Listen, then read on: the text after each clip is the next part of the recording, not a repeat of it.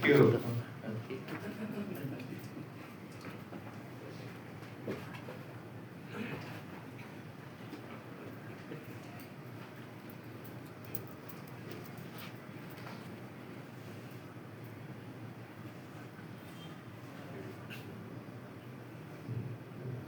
Salamat, Dok. Buhing Santos. And this is a prophetic realization. Uh, at this time, as lahat naman po talaga, God controls time. Ecclesiastes chapter 3, verse 1 to 11.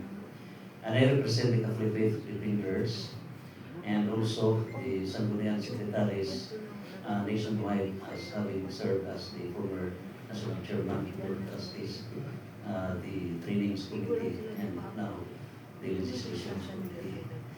And I started writing books with all humility, being a researcher in honor of Our Lady of Light, her birthday this coming September 8th. Without Our Lady of Light, I could not be a writer, and the gift was being a researcher. So that I was advised to research and to enroll on political science, government's work, and it was the answer, Lord, how could these problems be solved? So it's on the government. Second, on the legal aspect. And I was discontented. And so, I've discovered the divine law, the church. And based on political science, international law, magkaroon po talaga ng the world state. And it's through the church. And I discovered that with this PCP2, we have the volumes of books written with the supervision, direct guidance of Bishop Felix Safra. And parang pag-mention ko sa kanya, parang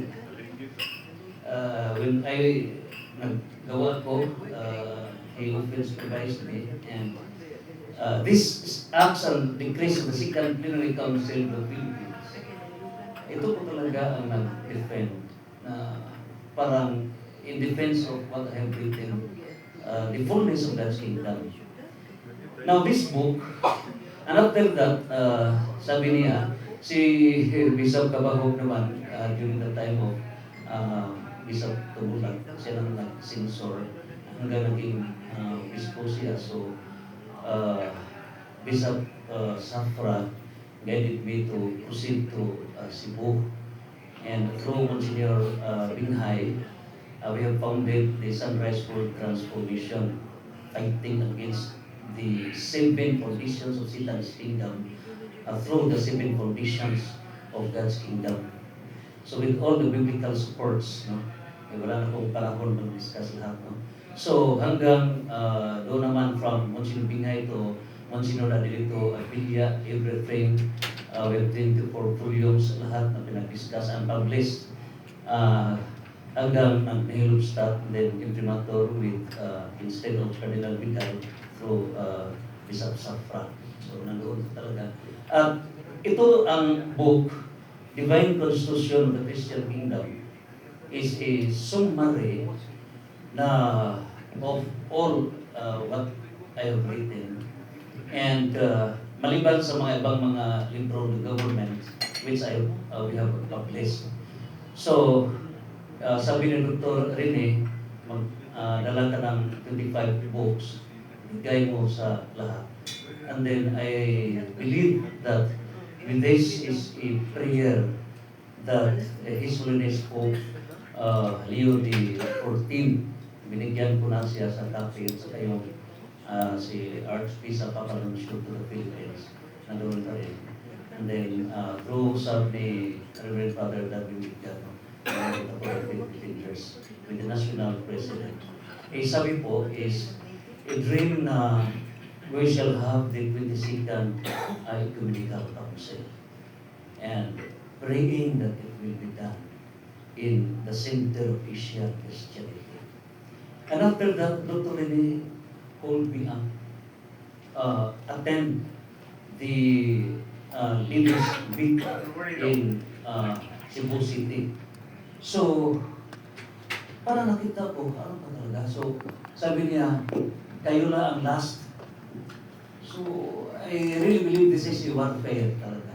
And then here in Article, nandoon na po ito sa 29, ito na po ang Divine Congress. Ito na talaga as 19 transitory provisions. And hopefully, this group will become the nucleus in the implementation, of course, of the rationale behind is integral submission. So mayroon pong 3-in-1.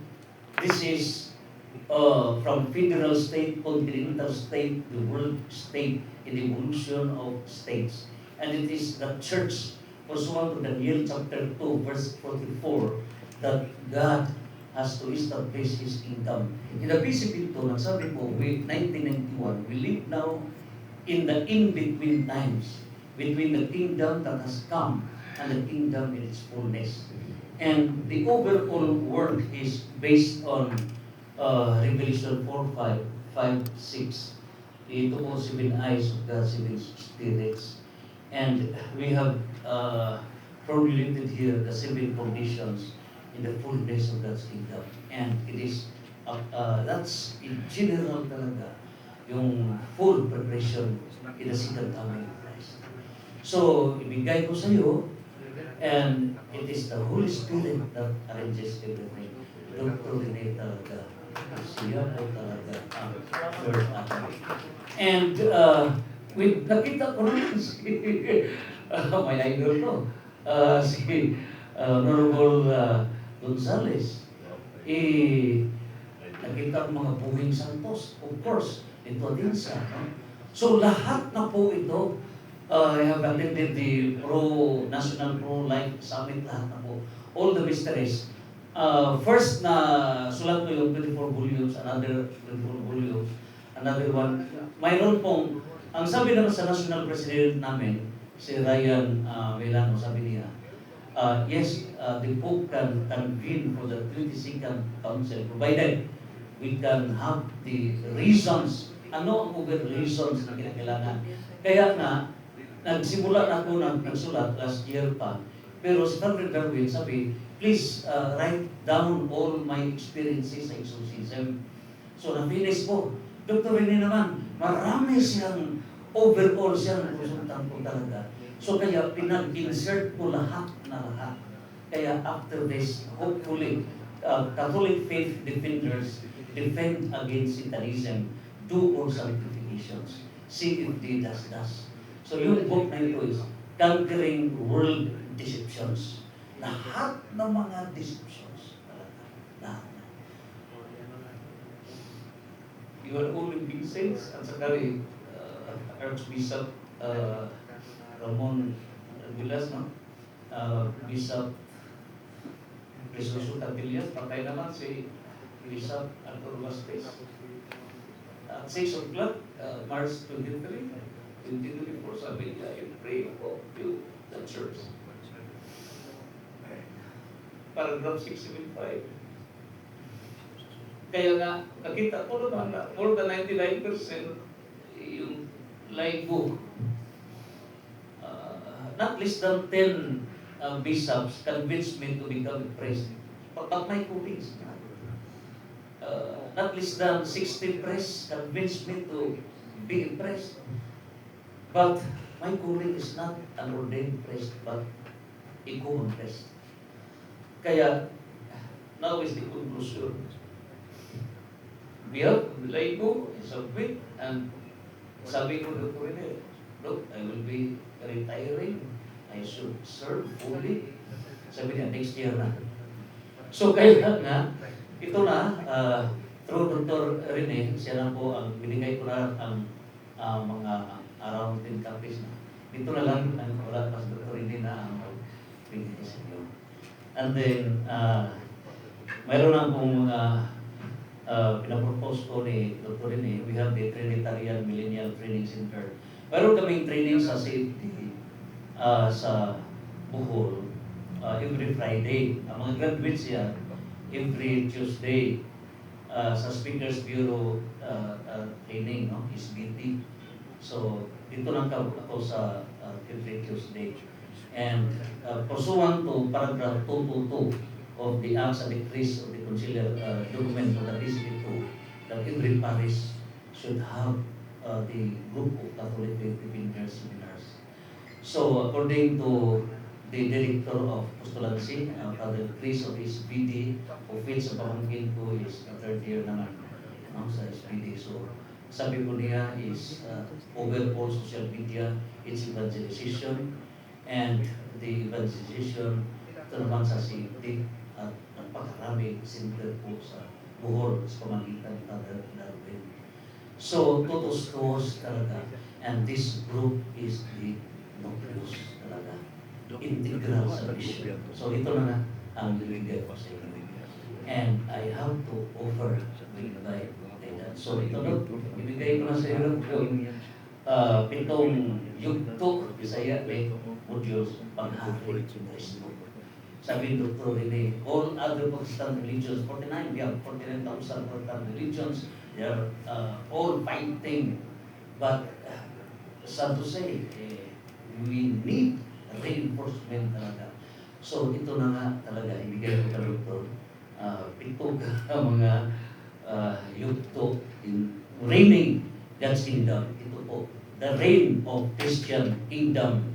Daniel 2:44 equals Matthew 16 verse 18 to 19 plus 1 Corinthians 15 verse 24 to 25 plus Revelation 11:15. Ito na po talaga. And hopefully,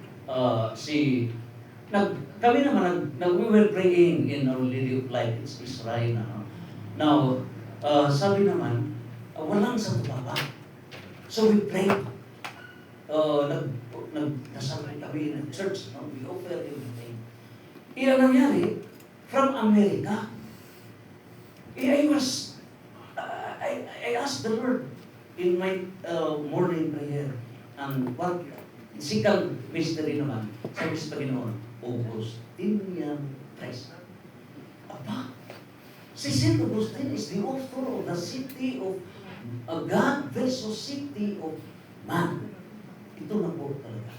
So kaya, pinag-practice na ni Pope. Now, what will happen should Pope has to decide on the 22nd, tayo po ay Lucius Tutos, Buhay Santos, Dr. Rene Joseph Bueser, sa'yo na. Santos, Santos, Santos, Fiat!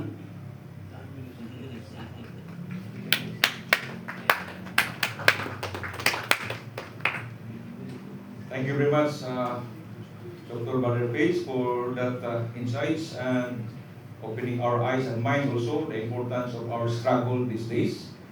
Big hand to Brother Sir Pedro.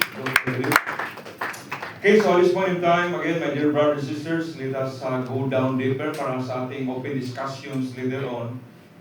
We will have mas konkreto na mga ideas that will crop up in our minds, guided by the Holy Spirit through our dalawang resource speaker this morning.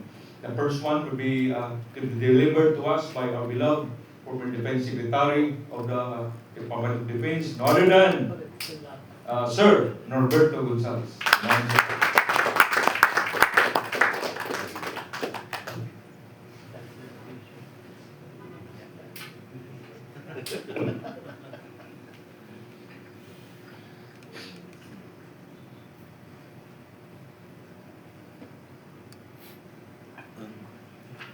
Ang tingog yan, hindi siya continuous with the microphone friendly, no? Hindi siya may Let me begin by expressing my thanks to Dr. Rene and to Father Clase for giving me an opportunity to be here. I thought it would be an ordinary gathering, but yesterday's talks reminded me of many sentiments that some are pursued questioning myself about it, but seeing there's another wrinkle for the okay. And then hearing that one of our bishops are still doing the senator. Kaya siguro as a fitting beginning, thanks, Doc. And it reminded me of Father Olagero, a friend, Jesuit, who was involved in the Senators years ago. He keeps on telling me that third coming na hindi ka pa rin sumasabi sa amin. But I told him that, you know, mukhang sa politika talaga ang aking focus. Sabi ko, huwag ka naman mag-alala. Dahil ang pagkakaintindi ko sa politika sa Pilipinas, diyan napakarami ang demonyo. Diyan ang muna ako. So, for this morning, I will try to do some contributions in the area of politics. I will try to, please remind me, I'll try to divide my thoughts on three major topics. Number one, of course, is a review of our situation. Number two would be what should we do about it? And I'm adding a third, you know, what's our role in the world as Filipinos? So, pag-remind pag nakalimutan ko na, sorry kasi senior citizen. Okay. Alam nyo, most impressive is the presentation of Leader Jefferson. He gave a very brief summary of who we are, our place in the heart of our Lord, and what's going on in our country. Tapos medyo I was a bit concerned about the presentation of Dr. Rene on the demographic future of our country. So, yun, magkakaroon ng relevance sa ating pag-uusap this morning. Let me begin by saying that malaba talaga ang problema ng bayan natin. Ang pwede kong idagdag doon sa mga natin is that I think this is the first time, at least yung naranasan ko, nakita ko, this is the first time na yung level of corruption sa ating bansa has reached this level. Yung talagang hindi mo ma-imagine na ganito kalaki ang gustong nakawin ng ating mga namumuno sa atin. It cannot be imagined. And I think it's because of ang ginalaw nila kasi yung ating pinaka-importante na element sa pagkakatakbo ng gobyerno. And that's our budget. There are only three pwede natin tignan. Number one, yung ginawa nilang 5 yung items ng pwedeng gastusin ng gobyerno. The implication of 5 sets of budgeting. Ang implikasyon niya, pwedeng bigyan ng budget ang project 5 times. 5 paulit-ulit. Kasi pag yan magkakahiwalay yan.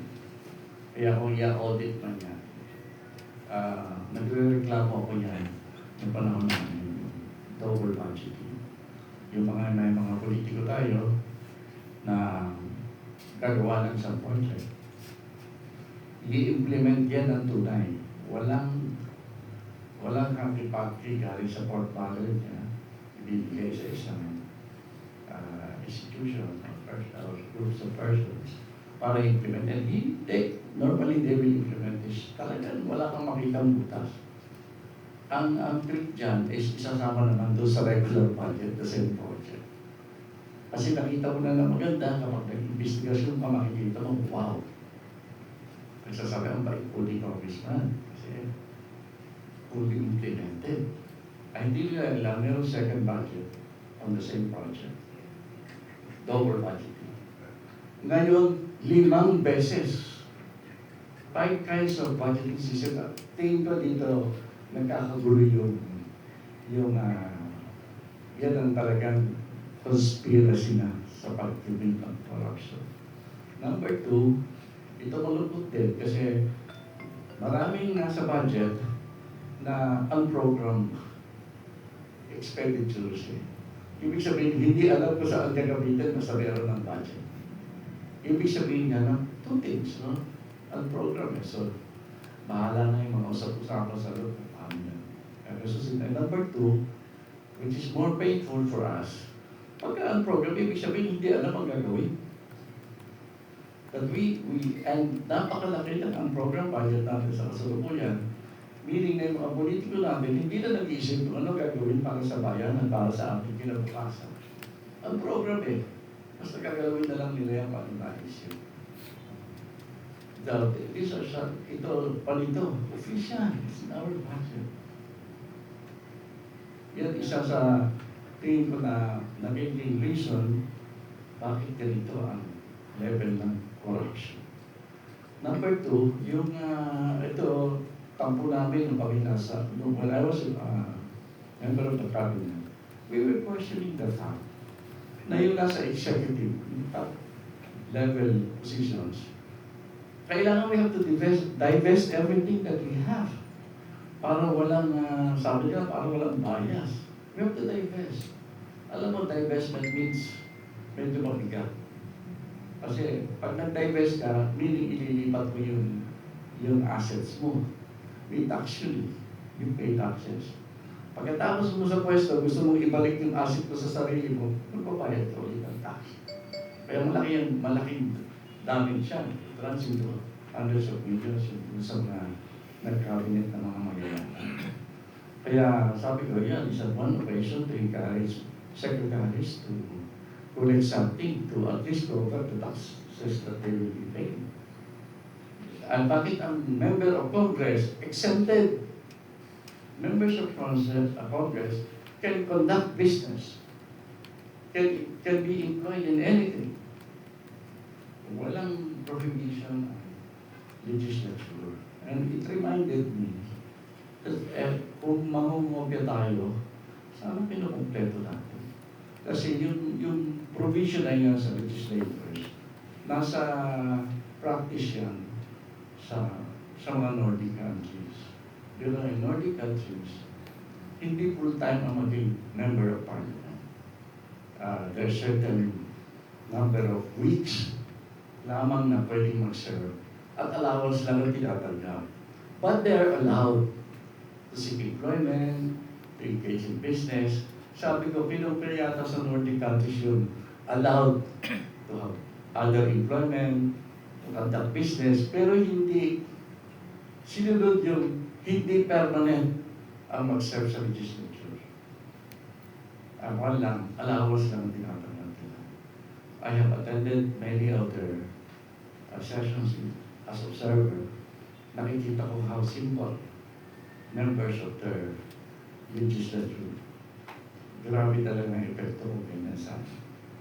So anyway, yan ang reason bakit napakaraming contractor ngayon sa House of Representatives. And that's legal. Legal yan. Hindi sila pinipigil ng aking batas. So, yan ang mga elements sa tingin ko na nag-create ng sitwasyon why they can commit what they're committing these days. Ako talaga, up to now, I cannot imagine. The level of pagnanakaw. Konsensya. Kaya pa ba ng konsensya nila yan? Number 2, paano nila gagastusin yung pera ng binanakaw nila? It's too much. Noong panahon namin, pag binanakaw na about 10 million pesos, iskandalo na sa gobyerno ni President Gloria ang mga paglalaro. Ini-iskandalo na yan, 10 million lang eh. Eh ngayon billions are being stolen. At saka yung maaalala ko yung isang bisita namin kaibigan, he's a big businessman. And sabi niya, I'm bringing to the country billions of dollars in investment. I was expecting a little bit of cooperation from our bureaucracy. Help me, bring it in, make it realistic. Pero parang hindi interesado yung mga nasa gobyerno natin ngayon na magpasok ng malalaking investment. Nagkaka-interest lang kapag sinabi mo na meron ka dito. Yan, interesado na. Sabi niya, alam mo, hindi na nahihiya. Hindi na nahihiya ang mga taong gobyerno ngayon na manghingi at tumanggap. Wala nang kahihiyan. Business as usual na ngayon yan eh. Sabi ko, alam mo, nasubok namin yan para ng President Roy. Kung ano ang behavior ng nasa taas will affect the behavior of those below them.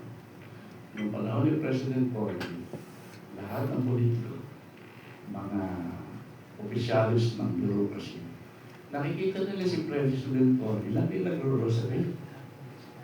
Lagi nagro-rosary at saka talagang Blessed Mother.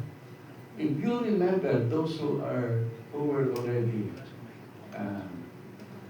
nakakakita ng pagkikita kasi most of you are young.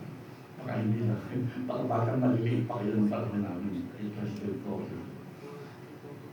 Lahat ng opisina ng gobyerno may image of Blessed Mother. Do you remember that? Any office. Tapos lahat ng mga politiko, pinagayabang pa na meron silang rosaryo sa bulsa. Because Cory is a prayerful woman. She's very religious. Tinitingnan niya. Eh ngayon, ang pinakamasala, pinakamalaking magnanakaw. So anong gagawin ngayon ng mga nasa lower echelon? Magnanakaw din. Yun ang tinitignan eh. Ako, I'm sorry ha.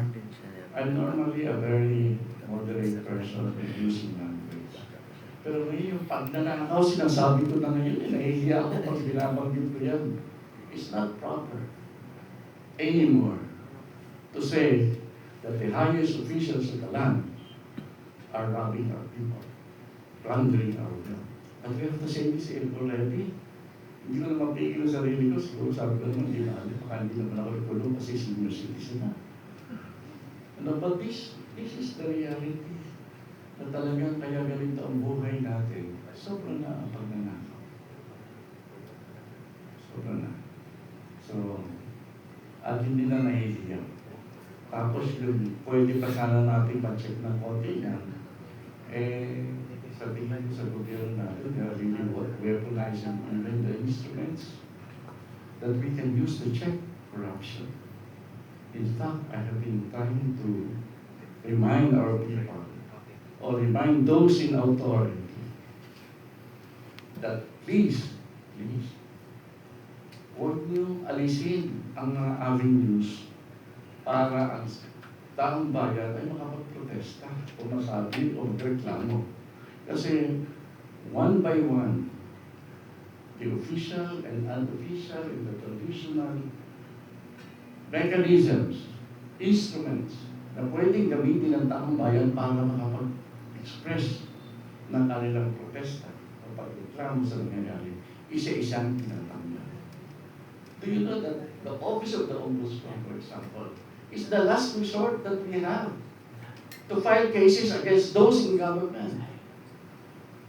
But we have weaponized it these days. So saan natatakbo ngayon? Kaya ang dami tuloy umaasa na baka mag-people power na tayo ulit.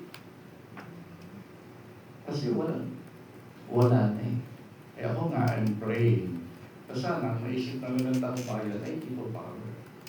Because one of our most important achievement in the world is people power. We were able to prove to the world that we can conduct a revolution in an orderly manner and peacefully. No revolution has done that before. Lahat ng revolution, patayan talaga. Busan ng lahi. But we proved to the world that we can do something peacefully. At saka hindi lang, ang saya-saya pa natin. It was a joyous celebration of our fight for freedom. That's people power of 1986. Siguro, ito yung sa aking second part ng akin. Anong gagawin natin ngayon? Kasi hindi ko na dadagdagan yung nag-mention lang ako ng kaunti sa corruption. Hindi ko na tatamihan yung mga marami pang issue na nagsasabi na talagang malungkot na ang kalagayan ng bayan natin. Siguro naman by now, we are together or unanimous in saying that there is really something wrong with our society and people and country. Totoo ba yan? Are we? Are we? Oh, are we? Kasi kung hindi, di babaguhin ko na lang yung aking speech. Magkukwentuhan na lang tayo ulit if you are. And we will be that there's something terribly wrong with our nation today. Amen. Okay na. So we will continue. Ang pinakamalapit na example na pwede natin gawin para mabago ang sitwasyon ay yung sinabi kong people power. Kaya siguro we will have a little bit of analysis on how we did it. Alam niyo na natuwa talaga ako kayo dito at siya when he said that mabait ang Diyos sa atin. Binigyan tayo ng napakaraming biyaya. That's what the gist of what I understood of what he was is trying to tell us. Alagay ko naman baka hindi naman paborito. Kasi the little theology that I understand, walang favoritism ang Diyos. Lahat tayo. Yan. Kung binigyan mo tayo ng may extra na gifts from Him, it's because we need to do something for Him. Kailangan may gagawin tayo. Kaya binigyan tayo ng resources for those things. Kaya nagdagdag ako ng what's our role in the world. Kasi may obligasyon tayo sa mundo. At may obligasyon din tayo na ayusin ang ating kalagayan para maging handa tayo, hindi lang para ayusin ang ating buhay, kundi para tuparin ang ating katungkulan sa mundo. This is my small understanding of why we're gifted as a people. So yung kung titignan natin yung people power, alam nyo, dalawang bagay yan. Marami ngayon ang mga magsisikap na magkaroon ng pagbabago sa Pilipinas ang pinag-iisipan ng people power. This indicates that yung pagtingin natin sa problema, which is probably the correct increments kung paano natin susunod problema. Ang ibig sabihin lang ng pag nag-iisip na tayo ng people power, tinatanggap natin yung second element na gusto kong makita kung nag-agreement tayo. Sinasabi natin na hindi na pwedeng gawa ng solusyon ang lahat ng problema natin kung hindi natin babaguhin ang ating gobyerno. Unless we have a new government in terms of personalities and form even and systems, we cannot address these problems confronting us. Hindi natin pwedeng bigyan ng justisya ang doon sa mga nangungurakot at nagnanakaw sa bayan, hindi natin pwede ipakulong yan hanggang hindi natin pinapalitan ng gobyerno natin sa kasalukuyan. Kasi ang mga nabubulan ng gobyerno natin sa kasalukuyan, sangkot yan eh. Sila pa nga ang namumuna eh.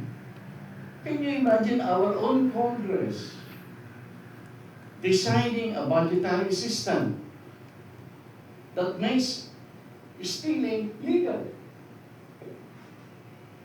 Legal na ang pagnanakaw dito sa bayan natin eh. Legal yan. Mga congressman natin, galit na galit sila dito. Kung nadidinig ko sa impeachment, they're very angry about the use of confidential funds and intelligence funds. Do you know that the system adopted by our Congress is the same system governing the use of confidential and intelligence funds? Kaya yung mga congressman natin, hindi na ina-account yan. Pinipirmahan lang nila yung sinabing nagastos nila. That's it. No accounting. Nothing. Ewan ko lang kung talagang sinusunod ang lahat ng procedure ng confidential and intelligence fund. You know, I was National Security Advisor for several years. Medyo pinakatakutan ko nung araw, lalo na yung mga husbands na medyo may ginagawang extra. Lahat sila Mama Bird. Baka naman biglang makausap ang misis namin, kiss naman. Huwag mong sasabihin ang lihim. Sabi ko, alam niyo, hindi ako nakikialam sa personal lives.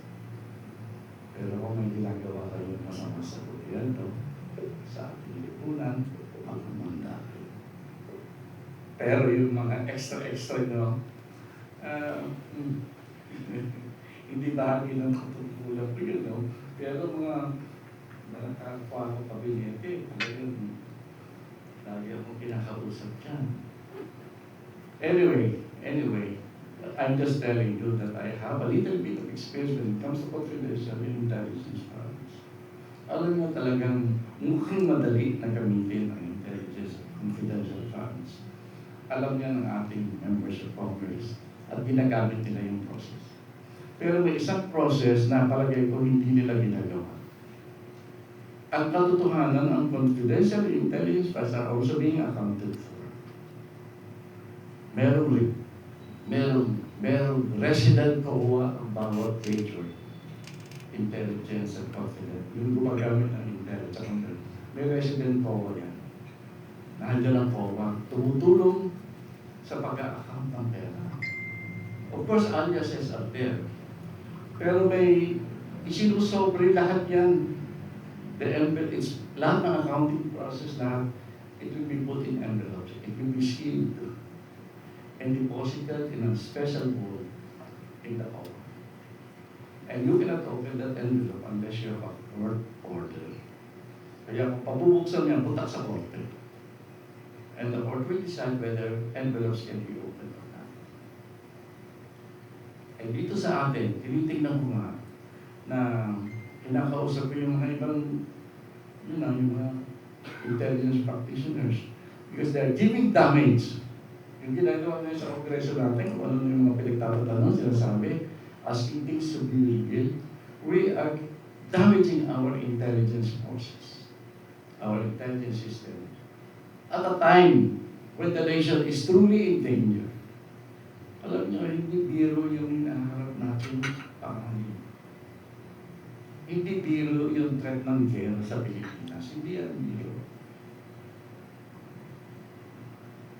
Kaya nga, buti na, naalala ko pala, maraming assets na sinabi si Lito sa atin. Pero there is one very important resource that we have. Probably unique in the world. Yung yaman na yan, at kaya nga, kinakabahan ako sa sinasabi ni Dr. Lim. Because that resource is our young people. We have more than 20 million young people who are of age to build the nation, to defend the nation. They should be trained. They should be prepared. Yung edukasyon natin. At saka ako, huwag niyo ako isipin na ako'y violent, ha? Kailangan lang natin ito. Kailangan ang lahat ng young people natin must undergo military training for discipline. Kasi alam niyo, yung nung ako'y Defense Secretary, head din ako ng disaster eh. Yung most disaster. Ang pinaka-importante sa disaster victims is a hand to hold. May nagmamando, may disiplinado, kita mo, kalmado, alam mo gagawin. Then, yung mga biktima, kalmado yan. Pero yung mga leader, ito gagawin natin. Pati tuloy yung mga victims, ganoon din ang pakiramdam. That's why our young people needs to have discipline and training. So that when disaster comes, when war comes, our own young people will be our leaders. They will be the hand that will offer us the knowledge of what to do. Importante sa lahat yan.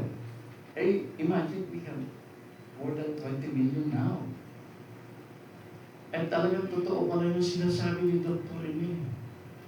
Our experts in the national security sector is telling us, sir, kailangan ayusin na natin yung 20 million natin. Because the window of our opportunity is limited to 5 years. Hindi ko maisip, bakit 5 years na lang ang advantage natin ng 20 million? Yung pala nababawasan na yung ating birth rate. Wala nang pumapalit. 5 years from now, we don't have an advantage anymore in the world. Ngayon, number 1 tayo. Pinag-aagawan ng young people natin actually. But 5 years from now, no more. Tingnan mo, ginawa ni Xi Jinping. Dinoble niya na. Pero medyo natatawa pa rin ako dyan. Kasi sabi ko, kung gigirahin tayo ng China, kakabahan sila. Kasi remember the cultural tradition of the Chinese, very important yung lalaki na magdadala ng pangalan. Eh, nag-single child sila policy eh. Kaya makikipagpagbakan ngayon, the one and only. The one and only. Pag napatay mo yan, patay yung pamilya. So sabi ko, kakabahan sa mga Pinoy yan. For every one Chinese official that will be casualty. 10 to 100 Filipinos will take over. That is our advantage now. 5 years from now, hindi na. Kaya sana magsaksi tayo dito sa mga pinag-uusapan natin dito. We have to recover our birth rate. Ano yun? 2 point something? 2.1. Noong panahon namin, 1 point something eh. Kaya nung inaatake kami ng mga, sorry ha, mga yellows, yung umatake sa amin, ang bakbakan actually namin is birth rate. Kasi talagang pinipilit nila yung pag-control ng... Kasi sinasabi nila, alam mo, napakaraming pakakainin. Yung mga mahihirap, yan ang maraming anak eh. Yun ang problema, kaya kailangan bawasan. We were fighting for that. Because we imagine panahon pa namin 1.99. Below the yung proper birth rate. Anong pa namin yan? That's about what? 15 years ago. Tinitingnan na namin yan sa national security. Delikado tayo. At ang ibig sabihin niya, tayo mga matatanda, wala nang sapat na kabataan para tayo alagaan. Kasi alam mo, mga tayo ngayon naghihirap. Kaya sinasabi natin sa mga kabataan, sa ngayon, medyo hindi niyo kami pinapansin mga senior. May araw din kayo. Kahit ayaw niyo maging senior citizen din kayo. And very important, the number of young people that will support the economy and the lives of those who have given their services to the world and to the nation. Yan ang cycle ng demography na kailangan tinitingnan natin mabuti. Anyway, yan. Ang sa akin, isa sa mga gagawin natin, kaya kailangan palitan natin ang gobyerno para gawin ang nararapat gawin. And one of those, very important to me, personally, because I know it, yung gagawin natin sa ating young people. How do we handle them today so that we can take advantage of that unique character ng ating demography. We have more than 20 million people. Sabi nga, tatinig ko yung Finland, naghahanap ng 2 milyong Pilipino. Kasi pagsakta yung kanilang demography. O, bakit Pinoy? Bakit Pinoy? Dahil nga marami tayo. And number 2, ito malungkot pa yan kasi this happened during our time when I was in office. When we choose the service industry as the future of the Philippines, economically speaking, ginawa natin taga-service ang ating mga kabataan. Tandaan niyo ba, bigla na kami ron ng, ano nga course yun? Yung restaurant, something, HRI. Alam niyo, we made it so, hinight natin ng todo yung kurso na yan. To the point that, mag-waiter ka lang pala, 4 na taon ka pang pag-aaralin ng magulang mo. Waiter lang ang labas mo. Eh yung waiter, sa ibang bansa, 3 buwan lang ang training dyan eh. Why did we make it 4? Ha? Yung pinagtatalo na namin yan nung araw. Bakit natin ginawa ito? Imagine mas mahal pa ang tuition na 4 na taon yan kaysa sa engineering. Kasi sinamantala natin ang todo yung pagnanasa ng ating mga kababayan na makapag-abroad at to earn foreign currency. Kaya, ang alam ko yung mga doktor pag nagre-resident, may sweldo, di ba? Yung ating training dyan, nagbabayad pa ang estudyante para maging waiter lang sa isang restaurant para magkaroon ng experience. Our young people are even paying sa halip na bigyan man lang ng allowance. This is the tragedy that we did. And up to now, it's stuck. Ano ang tingin ng mundo sa atin? Mga utosan. Ang ganda ng mga Pinoy. Basunurin. Magana. O, mapagkakatiwalaan. Yung kubeta mo, pwede mong i-interest sa mga Pinoy. Yung mga aso na dapat alam, sila taga-alam. Things like this is happening in the world until today. And dahil lang dyan sa policy na yan, we actually downgraded our educational system. We are top-notcher in everything that is wrong in education. Sino top-notcher sa arithmetic sa pinakabababa? Pilipino. Sa pagsasalita ng tamang lingwahe, Pinoy. Pagbabasa, Pinoy. We are at our lowest in terms of reputation in the world. Pati nga sa pagtitraining na sa military, imagine sinasabi nila, kung ako pa ang defense secretary, baka hindi na ako papayag dito eh. Imagine what's going on with us. Bakit? Lahat ng exercises, military exercises, karamihan ang dito sa Pilipinas ginagawa. Ano ba gusto niyo gawin sa Pilipinas? Gawin yung Ukraine? Magkakaroon ng bakbakan dito sa region of this world dahil dito sa atin. Tapos ang gusto niyo bakbakan sa Pilipinas? Why not in Taiwan? Diba? All the exercises are here. And when we come to exercises, I remember talking to my counterparts in the United States. What are you doing to us Filipinos?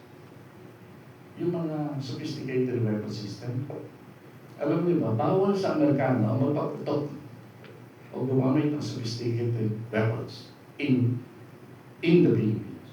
Bawal sa constitution natin yan. Anong ginagawa? Meron, sorry medyo sikreto to, pero sabihin ko na lang sa'yo. May mga panahon na may mga terorista tayo gusto, sorry, eliminate.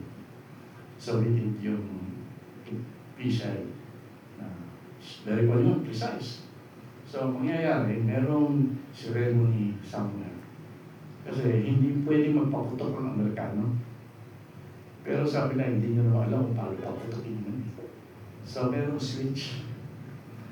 Yung daliri ng Pinoy. Yung daliri lang ang contribution ng Pinoy dyan. Tayo lang ang pipindot ng button.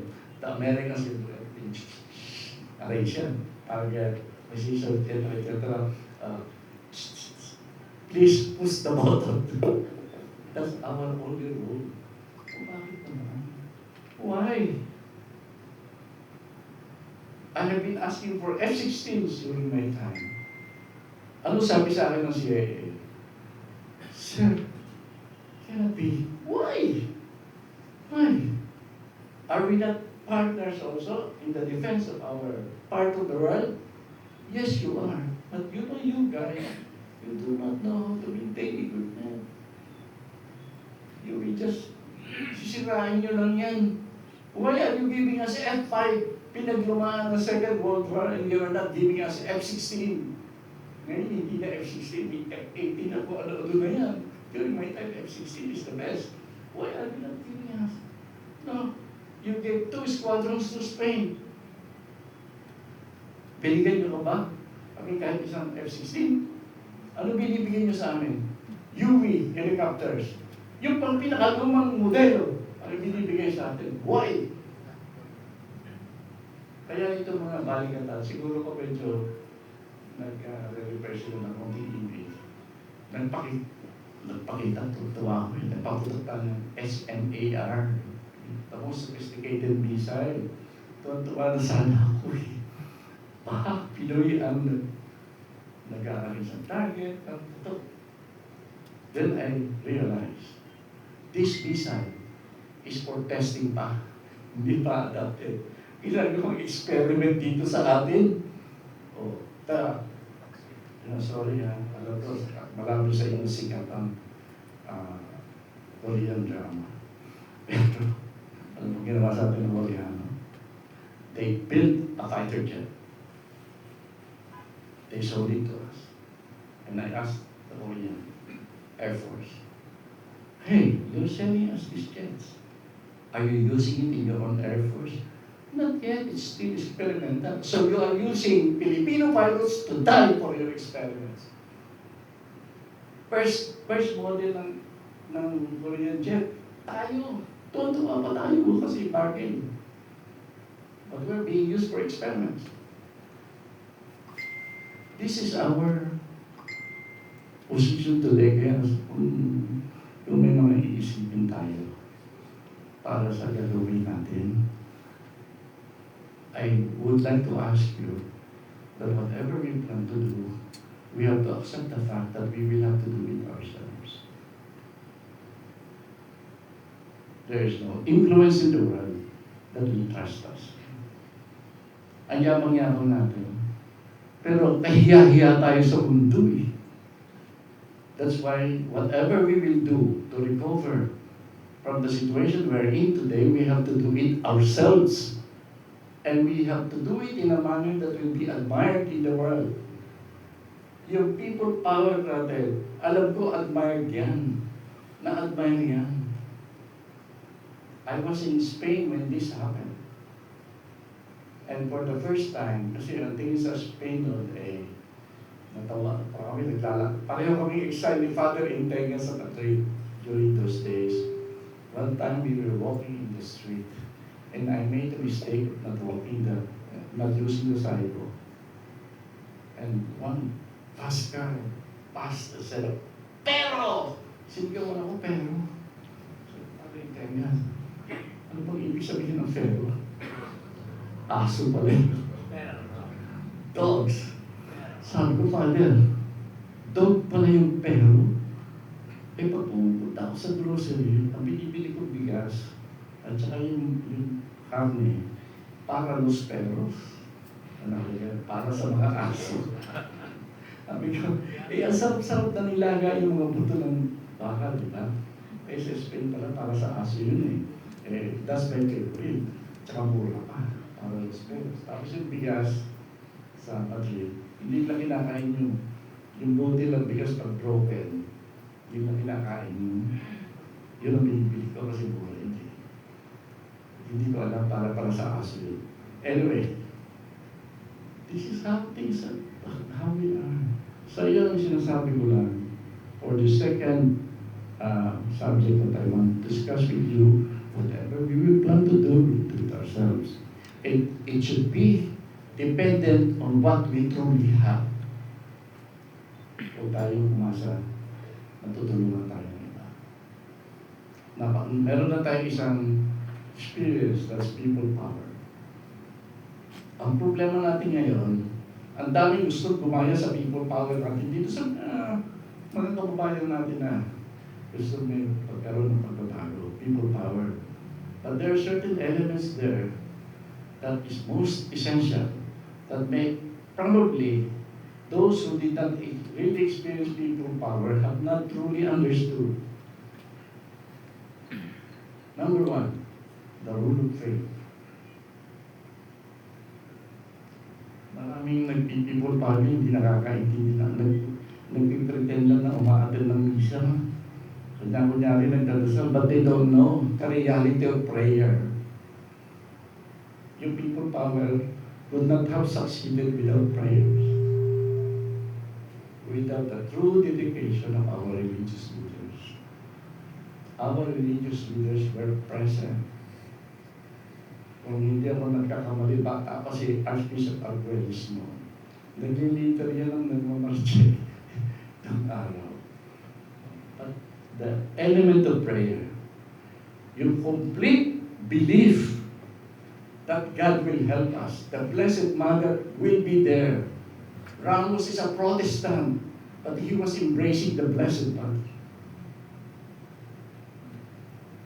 And you have a symbol, Corinth, religious woman, prayerful woman.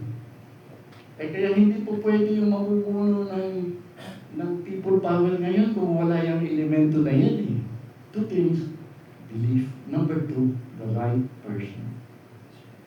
Kaya bakit tayo hindi natutuloy? Ano ba nangyayari ngayon? Kasi tatlong elemento yung nagsiserve sa people power eh. Kung nakita niyo yung opposition, no? Diba? First, good leadership. Two, yung importante yung role ng armed forces, role ng church, at role ng taong bayan. Yan ang elemento na dapat magtupain para magkaroon ng successful people power as we knew it. As we knew it. Sa ngayon, may nakikita na ba kayong pwedeng maging true symbol of people power in the Philippines today? Have you seen any popular personality?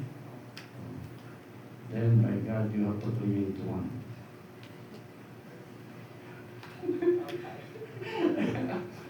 Importante yan eh. Armed forces. Alam niyo ba, right after people power, lahat na naging presidente, in-spoil ng armed forces. Bakit nakatakot na benefits? Kaya medyo, at saka yung mga general ngayon is sanay na hindi naman tumatanggap ang maleta mga general. Kuwan lang, yung gift ng paper bag lang ng pagregalo sa Pasko. Yun lang yan, pwede yun na.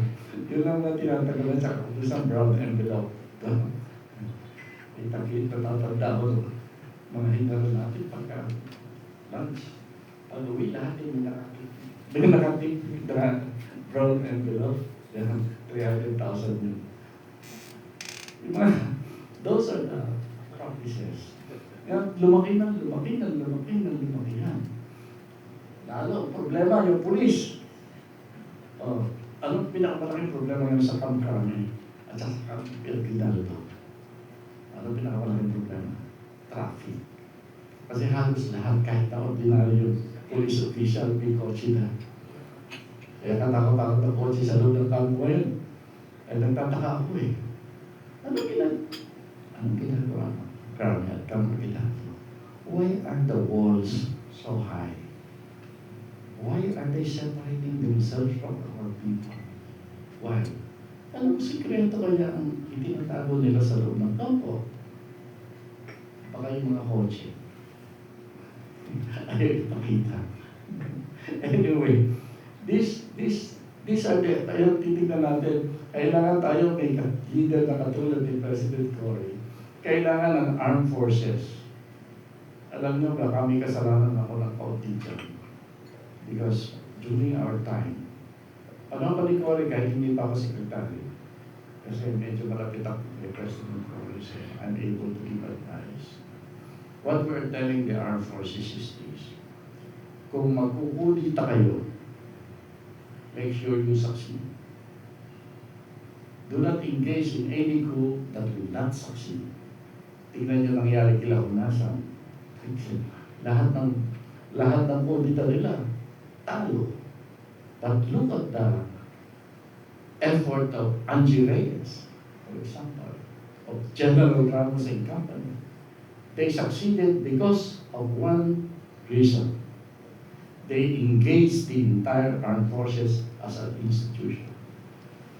If you must move as an institution. If nag-launch kayo ng kudita at natalo, hulog kayo. But if you engage, join an activity like people power as an institution, you win. And then, good for the country. Any kudita na mag-fail, ang ibig sabihin niyan, trouble. Kasi may dalawang faction na magbabakbakan. I remember my mother, nagkudita si Horasan. Ako dami sundalo sa harap ng condominium namin sa Green Hills. Tuwa yung mother ko. Norbe, magpabili ka na ng bigas, bigyan natin mga sundalo. Sabi ko, inang, rebelde po yan, hindi po yan sundalo. You know, during those days. Anyway, yan ang isa sa kailangan ng ating armed forces. I think, ang nagiging problema natin, the appointments of chiefs of staff have been pinakialaman. Kung hindi ka malakas yung first lady, hindi ka magiging chief of staff. Kung wala kang 100 billion, hindi ka magiging head of the police. Eh, imagine ngayon yun ang alam ko 100 million, baka mas palaki na ngayon. Kasi anak mo, papasok ka para maging head ka ng police. Kung wala kang 100 million, hindi papasinin yung appointments mo. O paano yan? Hindi, gano'ng kalaki ang nanakawin mo kung naging head of the police ka. Yun yung chief of staff, or kaya yung PNP chief. Eh yung mga regional directors pa, lahat yung papabayad, lahat may bayad yan eh. So, paano natin aasahan ngayon ang ating armed forces na sasama sa revolution? By the way, pagka-politik, pagka-activist ka, ang tawag mo sa pagbabago ng lipunan, revolution. Pag-religious ka, transformation. Pero in the end, pareho lang yan. Yan ang problema natin. So, tingin ko problema ang leader natin para sa people power. Problema ang armed forces kasi mahirap mong pausapin kasi ang pag-promote ay hindi nakatulog ng dati na merong committee na nagsiselect, armed forces mismo o police mismo ang namimili kung sino magiging sa kanila. Ngayon, hindi na. Una, may presyo. Pangalawa, kailangan talaga kaibigan mo si First Lady. Hindi pa nga presidente. First Lady. I'm sorry to say this. Sama yung mga misis natin, huwag tayo masyadong papakailaman na gano'n.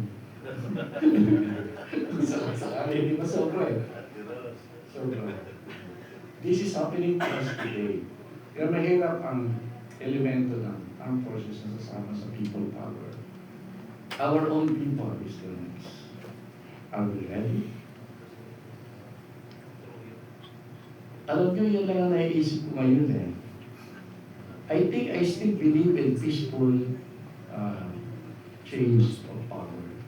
Kung papalitan natin ang gobyerno, dapat ay peaceful pa rin. Sa mga elemento na nagbibigay ng success for a transformation or a revolution, ang pangatlong elemento ay people. Pag nakikita ko, erase na natin yung leadership. Kasi yung mga popular natin leader ngayon, I will not name names na kung pwede. Sa mga leader natin, parang walang pwedeng tumayo like or. Number two, armed forces or police, parang hindi sasali sa akin. Dahil the most that we can expect from the uniformed personnel is wag naman tasal parilin sa kasakali. Just like, alam nyo, nung panahon ng people power, maraming countries in the world who imitated us.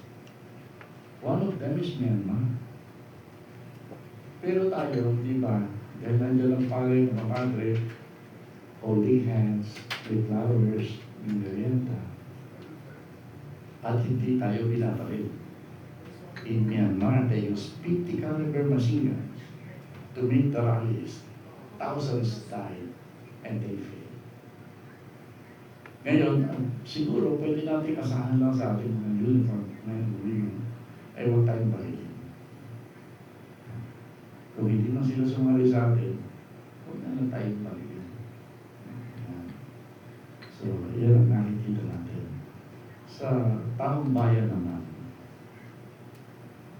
I think we will wait a while longer. Yun ang yayaring corruption. Ewan ko, parang hindi nasasaktan ng taong bayan natin dyan eh. Kasi parang abala yung taong bayan natin na kumita at kumain. But please remind me if I'm exceeding time. So yun ang problema natin. Busy yung mga kababayan natin na magkahanap buhay. At number 2, yung prevailing character na believe natin ay yung maging utusan o alimpin. We're so subservient these days. It will take a lot more para medyo mag-iinit talaga ang dugo ng mga kababayan natin. Kasi sinasabi ko, panahon ng people power ng EDSA, hindi naman ganun kalak. Well, malaki ang pagnanakaw na ginagawa ni Marcos. Pero hindi natin masyadong ngayon, mas palima pa kasi ang nakaw ngayon kasi sa nakaw ni Marcos. Sabi ko, baka pinapayagan ng Diyos yung napakalaking nakaw para matauhan na tayo mga Pilipino na gumawa ng pagbabago. But anyway, sa ngayon, iyan ang nakikita ko. Hindi ko alam kung magkaka-people power. Hindi ko alam kasi kung tayong, may mga nag-iisip ngayon ng politika. Marami nag-iisip. I'm being talked to about this matter. Ay sabi ko, hindi kayo nakakatiyak na buo ang inyong flota para magkulita. Gulo ang mangyayari dyan. Marami din na bumibisi sa akin na suportahan na lang namin si ex-leader sa akin. Hindi pwede kasi kung titignan mo yung mga tunay na survey ay yung mga sikretong survey. No personality in the country today has the universal approval of our people. There's none. Wala pa. So, taong bayan hindi pa rin ready. So, I'm very, very sorry that sa ngayon, isa lang ang masasabi ko kung sakali gusto nating maghanda for change. Patibayin natin ang ating mga organisasyon. At huwag natin kakalimutan. This I learned the hard way. If you do not put ethics and faith in the policies of governance, in the policies of organization, hindi papunta yan sa common good. Hindi mapunta yan sa common good. So hindi natin dapat actually. Kasi yung sinasabi natin separation of church and state, ang ginawa natin interpretasyon dyan ay yung mga obispo dyan. Huwag nyo kami pakikiraan. Yun ang problema dyan. Yun ang separation of church and state eh. Hindi katulad nung sana nagkakaisa ang lipunan na alam naman natin we are a Catholic country, dapat pinakikinggan ang teachings ng ating simbahan. Ay sa ngayon, yan ang masama na nangyari sa ating church sector. Alam nyo, ito ang kaya na-disturb ako yung sabi sa atin si Monsignor yata na why do we have a silent church? But I want to announce you is hindi lahat ng church ay silent. Meron isang sektor ng simbahan na talagang maingay. Loud. Pero ano ang kanilang objective? Sabi nila, dapat nakakaingit ng mga iglesia ni Cristo. Naiingit sa iglesia ni Cristo. Gusto nilang gawin ang simbahan na tulad ng iglesia ni Cristo. Sabi ko, that is a violation of the very essence of how our church look at us, lay people. Meron pa ka tayo tinatawag na sandali. Sino tayo? Ibig sabihin, tayo na democratic. Ay, yung iglesia, pag sinabi ng isang tao dyan, chick, that's it.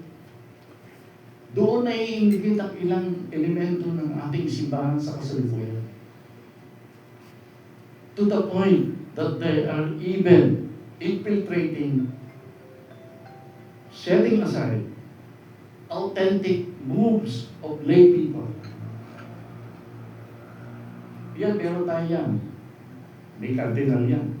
May mga obispo kasama. Gusto nila maging tulad ng Iglesia ni Cristo. Whether that is valid or not, kayo na ang mag-schedule. Yun, at sa akin, disturbing na phenomenon yan. Because it will never succeed. We have been, I don't think we were spoiled by our church. I think our church have been honest with us. Binigyan tayo ng free will na pamuno. Lalo na sa pagpili ng pamuno at saka ng action, yung freedom tayo dyan. Ayusin natin yan. Ayusin natin yan. Ako lang, I continue to believe na nauulit-ulit ang nangyari sa atin sa pagbabago. Lahat ng importanteng pagbabago sa Pilipinas nangyari na yung hindi natin inaasahan kung bakit nangyari. People power. Bakit parang nangyari yan? Dinaya siguro. Si Ramos at saka si Enrile a-arrestuhin. Tapos tinanong natin, bakit ba a-arrestuhin si Ramos at saka si Enrile? Yung pala hindi totoo yung basis ni Enrile at ni Ramos kung bakit sila sumama sa revolution. Their reason for joining is not true. It's a fake. Pinigil yung nasa. Gumawa ng fake arrest order si Nasa, binigay kay Ramos. Natakot si Ramos, si arrestuhin siya. Kaya sumama sa revolution. But that arrest order is fake. Ganun mga nangyayari sa kanila. Mga sikreto yun eh. Mga nangyayari sa kanila. Bakit natanggal si Ero? Because of an envelope. Walang laman yung envelope. Walang laman yun. Diba? Natanggal siya. So ngayon, ano kaya ang mangyayari? Baka bigla na yung matanggal si Marcos. Ano ngayon ang gagawin natin? That's why, sa akin, medyo suntok sa buwan or parang dreaming na may mangyayari. But kung may mangyayari, are we ready? Are we ready? Ayun gusto kong parating sa atin, pagtibayin natin ang ating organisasyon, especially in matters of faith. Especially in matters of faith. Kasi yung ibang grupo walang faith. Pagtibayin natin yung ating faith dimension sa ating organisasyon. Number 2, maganda tayo. Anong klaseng gobyerno ang gagawin natin? Transitional ba? O pipili tayo ng isang leader na pwede na? Things like this. Eh, may mga dokumento naman tayo po dyan. Ayusin natin yan. Maganda, baka sakaling mangyari. Kasi, I have been telling people before, hindi pwedeng i-organize ang people power. People power is a spontaneous activity that happens. Hindi ka pwede mag-organize. Si Ella tried people power to oust President GMA. He spent 800 million to organize people power against GMA in the early days, right after he was removed as president. Oh, nagkamali siya kasi ayaw sumama ang armed forces. Sabi ng armed forces, bakit kami sasama dyan? Sabi niya, oh, kita mo yung nasa EDSA, more than 500,000 people are already rallying. Yung PGMA, 300,000 lang. Kaya 500,000 na may hit. Kaya sabi ng mga tumitingin, hindi naman 500,000 yun, yung one person lang yun. Kasi kinuha ang grupo ni Era is Iglesia ni Cristo. Eh sa Iglesia, isang tao lang ang nag-decide dyan. It is not truly reflective of the sentiment of the people. Yun na kaya hindi na nag-succeed si Ella. So, before I am cut off, I'd like a little bit of kung sakali na may pagbabago, kung sakali na ang mapuno sa ating lipunan ay yung talagang tamang nabuno, isipin natin, hindi tayo binigyan ng napakaraming biyaya ng Diyos dahil paborito tayo. God don't play favorites. Ibig sabihin na meron tayong obligasyon. At ang tinitignan sa tingin ko dyan si Archbishop Arguelles, I hope he explains it to us better than I can. Meron tayong obligasyon sa mundo. Kasi ang tingin ko, gusto ni Jesus i-save ang mundo, hindi Pilipino lamang. Kung panahon ng first sa Biblia, Jews lang ang chosen people ngayon, Diyos ng ating Diyos ay buong mundo. We have to help in saving the world. Kung paano natin mapipigil ang gera, kung paano natin maibabalik ang tamang sentimiento ng pagiging pagkakaibigan. Very important to us as Filipinos to restore the respect of the world to us. Marespeto sana tayo. Yan, programa natin pag-uusapan yan. So, yan ang tingin ko na dapat mangyari sa Pilipinas at sa mundo. I hope I contributed a little. Thank you.